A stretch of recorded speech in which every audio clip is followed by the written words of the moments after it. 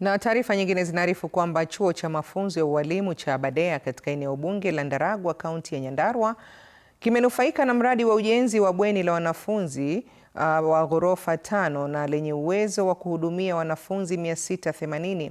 Mradi huu wa thamani ya takriban shilingi milioni 346 utatekelezwa kupitia idara ya serikali ya makazi na maendeleo ya miji kwa ushirikiano na hazina ya maeneo bunge ya Ndaragwa NG-CDF, na unanuiwa kufanikisha malazi bora katika taasisi hiyo ya mafunzo ya umma kama sehemu ya mpango wa makazi ya bei nafuu wa serikali.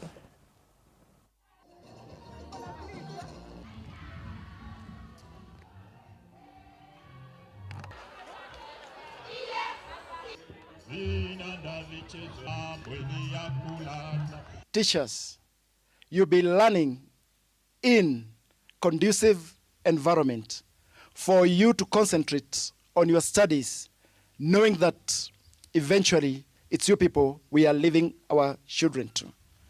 I think, God willing, in the next 10 to 15 months, we'll have